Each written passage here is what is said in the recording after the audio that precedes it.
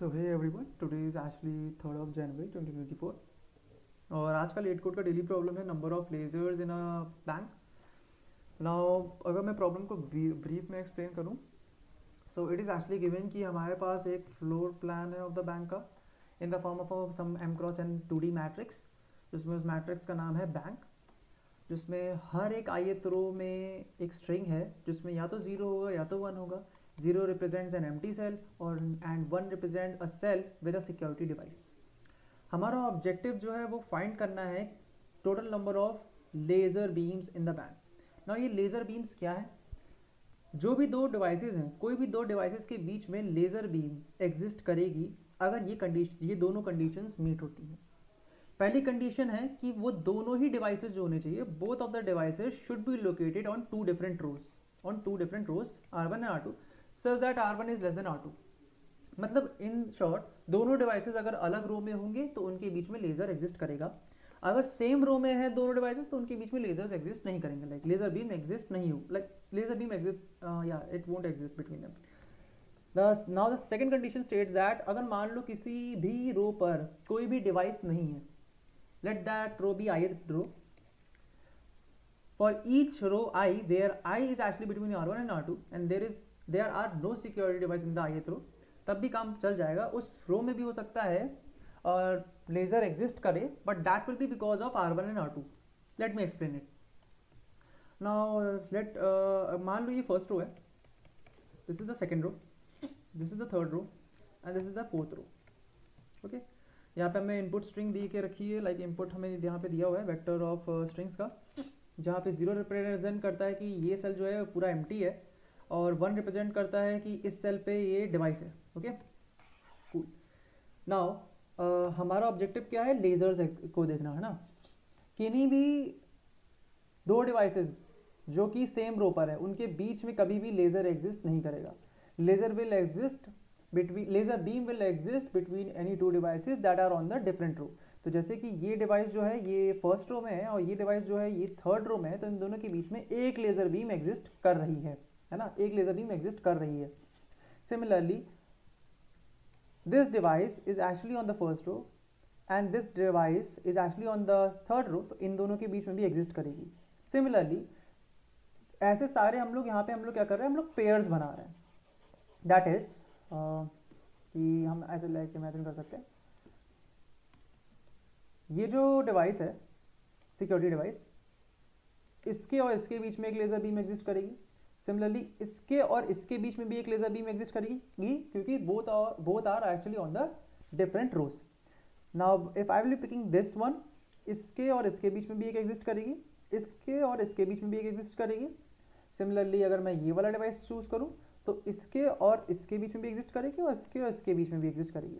सो अगर हम लोग अगर एक चीज़ कॉमन देखें तो हमें एक चीज़ समझ में आ रहा है, जैसे कि इस रो में 3 डिवाइसेस हैं और इस रो में 2 डिवाइसेस हैं. then the number of lasers between both the rows is actually what? Multiplication of the both of them, like 3 into 2, that is actually equals to 6, right? now ये एक कंडीशन है.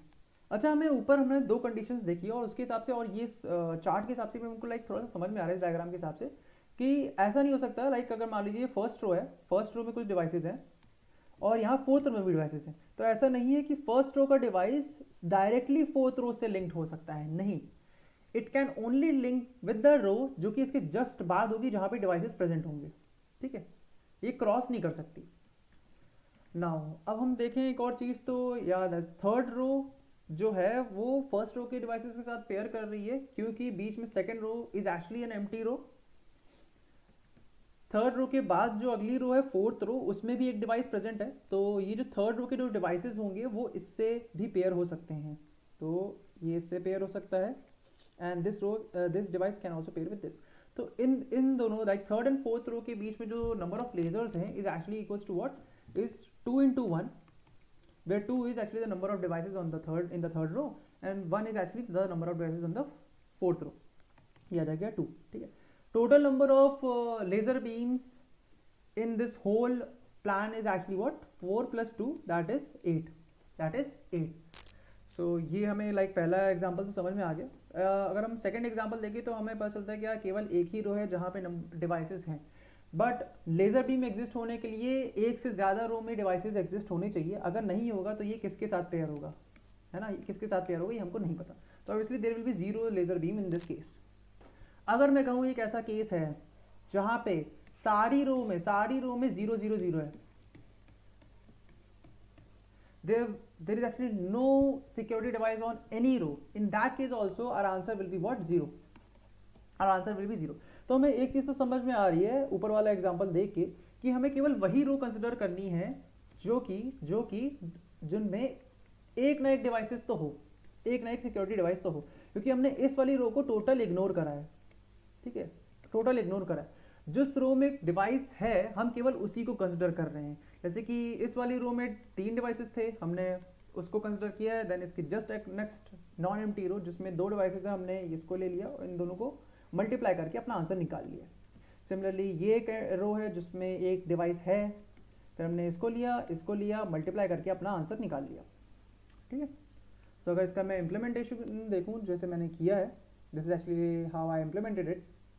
सो मैंने रो विद डिवाइसेस एक vector ले लिया जिसमें मैं हर एक ऐसी रो को लाइक जैसे कि इस रो में 3 डिवाइसेस मौजूद हैं, देन इसके अगली वाली रो में 0 डिवाइसेस मौजूद हैं, तो मुझे ऑब्वियसली 0 वाली को इग्नोर करना है, तो मैं इसको स्किप कर दूंगा। फिर मैं इस रो में आया, मेरे को 2 डिवाइसेस मिले तो मैं 2 पुश बैक कर दूंगा, मतलब 2 अपने रो विद डिवाइसेस वाले वेक्टर में स्टोर कर लूँगा। एंड सिमिलरली फोर्थ वाले में एक डिवाइस स्टोर है।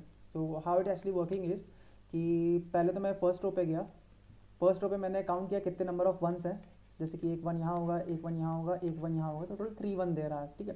तो रो विद डिवाइसेस वाला जो वेक्टर है उसके अंदर सबसे पहले 3 आ जाएगा, 3 पुश हो जाएगा। जब मेरे count of devices is not equal to 0, मतलब 0 ना हो, ऐसा ना हो जैसे कि इस सेकेंड रो में क्या होगा, number of devices is actually what 0, तो जब 0 आएगा तो मैं इस लाइन को स्किप कर दूंगा। ऐसे ऐसे करते करते जो मेरा ये इस लिस्ट या वेक्टर या एरे जो है इसमें ये एलिमेंट्स आ जाएंगे 3 2 and 1, okay. Now then actually like मैंने एक आंसर बना दिया जो कि इनिशियली 0 होगा। Then actually there is actually a first vector. Now मैं अब ऐसा कर रहा हूँ, मैं ऐसे चल रहा हूँ, this is actually initially first, this is second, ठीक है।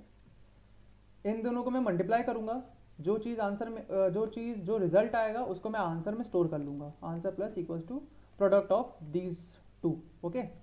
Then what I will be doing is I will be moving my first to here and second to here, मैं अपने सेकंड को आगे बढ़ा दूंगा, अपने फर्स्ट को भी आगे बढ़ा दूंगा, फिर इन दोनों का जो मल्टीप्लिकेशन होगा उसको अपने आंसर में ऐड कर लूंगा, ठीक है। अच्छा, क्योंकि इनिशियली यहाँ पे 3 है, 2 है, 1 है, हमें पता है, तो मुझे इतना पता है कि this will be my first. तो मैं यहाँ पे चेक कर रहा हूँ, ज़रा देखो, ऐसा तो नहीं है कि ये जो मेरा ये जो वेक्टर था जिसमें ये 3 2 1 है, ऐसा तो नहीं है ये एम्प्टी है, बिकॉज अगर like this will be empty in case जब मेरे पास एक मेरी जो ग्रिड है पूरी उसमें कोई भी डिवाइस मौजूद ना हो, लाइक सब कुछ 0, ठीक है। In that case this will be an empty vector, this will be an empty vector या एम्प्टी एरे। तो अगर एम्प्टी होगा तो यहाँ पे यार 0 आ जाएगा, और उसके बाद हम लोग क्या करेंगे, लाइक उसके बाद हम लोग अंदर जाएंगे भी नहीं इस लूप के, बिकॉज रो विद डिवाइसेस का साइज 0 होगा और ये इस लूप की कंडीशन को सेटिस्फाई नहीं करेगा, हम बाहर आ जाएंगे and we will be returning is 0, right. But अगर हम मान के चलते हैं चलो नॉन 0 है अकॉर्डिंग टू दिस केस, तो यहाँ पे हमारे रो विद डिवाइसेस वाले एरे में 3 2 1 स्टोर होगा, एंड दिस वैल्यू, ये जो 3 वैल्यू है ये मेरे फर्स्ट के अंदर स्टोर होगी, है ना। तो मैं लूप को यहाँ से स्टार्ट करूंगा, जब मैं लूप को यहाँ से स्टार्ट करूंगा तो मैं अपने सेकंड के अंदर स्टोर क्या कर दूंगा, row with devices of I, that is actually this.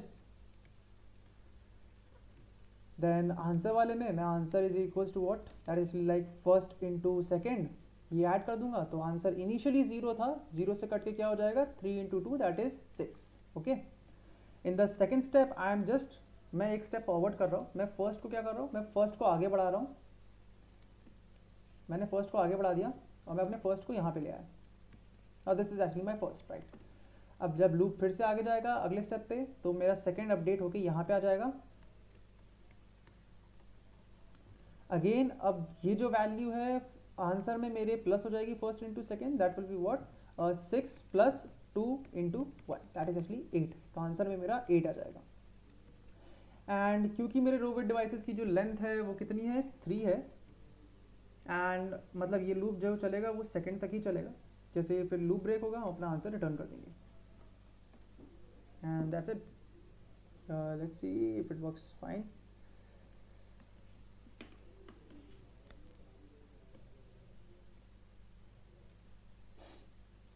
And yes, it's done. Thank you.